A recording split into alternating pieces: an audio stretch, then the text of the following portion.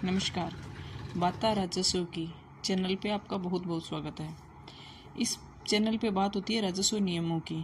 किसान से या राजस्व कर्मचारी से संबंधित जो बातें हैं वो इस चैनल पे होती है। तो इसी कड़ी में आज बात करेंगे कि किसान को यदि अपने खेत से मिट्टी उठानी है या फिर वो मिट्टी खुदाई करना चाहता है या अपने खेत में कोई सुधार कार्य करना चाहता है तो वो किसान क्या करे ताकि उसको किसी इस प्रकार की समस्याओं का सामना नहीं करना पड़े।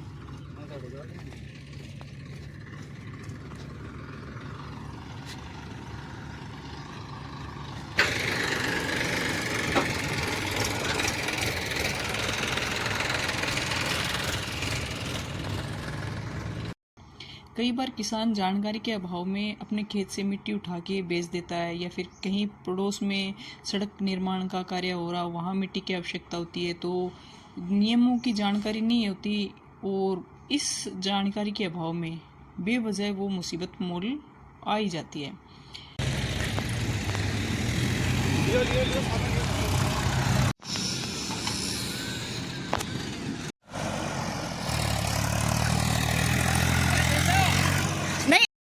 तो इस वीडियो के मार्फत से बताने की कोशिश की जाएगी आपको कि राजस्व के नियम क्या कहते हैं।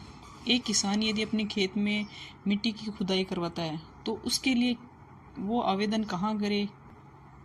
एक किसान 1 गज तक यदि मिट्टी की खुदाई करना चाहता है तो उसको कहीं आवेदन करने की आवश्यकता नहीं, उसको अनुज्ञा की आवश्यकता नहीं।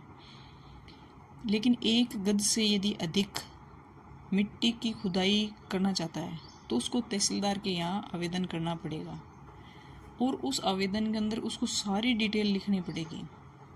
खातेदार का नाम, उसके पिता का नाम, उसका पूर्ण पता, जो खेत का असामी है, खातेदार है, वो यदि आवेदन करता है तो उसको अपनी संपूर्ण डिटेल उसमें देनी पड़ेगी। उस खातेदार को, उस असामी को आवेदन के अंदर सारी जानकारी भरनी होती है। आवेदक का नाम, पिता का नाम और अपना पूर्ण पता, और उस खातेदार की जो भूमि है उसकी पूरी डिटेल कि कौन से गांव में है, खसरा नंबर कितना है, क्षेत्रफल पूरी भूमि का कितना है, किस्म क्या है, कहने का मतलब जमाबंदी की डिटेल उसके अंदर देनी होती है।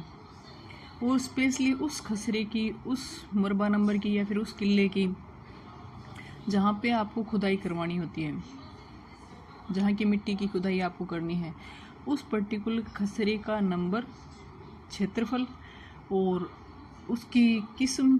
और सबसे ज़रूरी बात ये कि उस खसरे के जो समीपतम या नज़दीकी जो भी कस्बा है, शहर है, नगर है, तो उसकी दूरी कितनी है जहाँ आप खुदाई करवाना चाहते हो, तो उसकी दूरी भी हमें लिख के देनी पड़ती है। और इसके अंदर आपको ये भी लिख के देना पड़ता है कि आप ये खुदवाई कराने का मकसद क्या है, उसका प्रयोजन क्या है। ये चीज़ आपको भूमि सुधार में ले रहे हो या फिर किसी और पर्पज से आप मिट्टी की खुदाई करवा रहे हो, तो ये सारी डिटेल आपको उसके अंदर आवेदन में लिख के स्पष्ट रूप से देनी पड़ती है। और जब आप आवेदन तहसीलदार को देते हो तो तहसीलदार या तो स्वयं इस आवेदन की जांच करता है कि जहां आपने खसरा नंबर पर खुदाई करने के लिए आवेदन दिया है तो उसकी पूरी जांच या तो तहसीलदार स्वयं करेंगे या फिर नायब तहसीलदार या फिर गिरदावर स्तर पर इसकी जांच करवाई जाएगी। जांच करने के बाद में वो खुद इस बात को तय करेंगे कि आपको स्वीकृति देनी चाहिए या फिर नहीं, आप कितनी गहराई पर खुदाई करने के आपने आवेदन किया है और आपका वास्तव में प्रयोजन क्या है, आस पड़ोस में कितनी नज़दीकी शहर से कितनी दूरी पर है। जो भी आपने आवेदन में लिखा है उसकी तहसीलदार जांच करेंगे। यदि उनको लगेगा कि हाँ भाई आपने आवेदन किया, उनको स्वीकृति देनी चाहिए तो वो देंगे, नहीं तो फिर वो खारिज भी कर सकते हैं आपकी एप्लीकेशन। इसमें एक सीमा भी है। तहसीलदार स्तर तक 18 फीट तक आवेदन स्वीकार किया जा सकता है। यदि आपने 18 फीट गहराई तक का आवेदन किया है तब तक तो तहसीलदार स्वीकृत कर सकते हैं।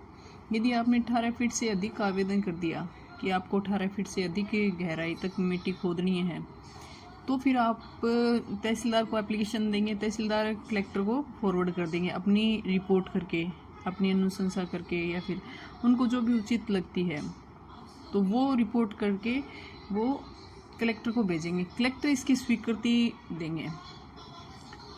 कलेक्टर अपने स्तर पर जांच करवा के फिर आपको स्वीकृति या अस्वीकृति मिलेगी। कहने का मतलब ये है कि यदि आपको अपने खेत में, खुद के खेत में खुदाई करवानी, तो आप बेहतर होगा कि आप तहसील में आवेदन कर दें। 1 गज तक तो आवश्यकता नहीं, लेकिन ये आपने यदि 1 गज से अधिक खुदाई आपको करवानी है तो आप निश्चित फॉर्मेट के अंदर तहसील में आवेदन करें और तहसीलदार उसको जांच करने के बाद में आपको स्वीकृति देंगे, वो ज़्यादा बेहतर है।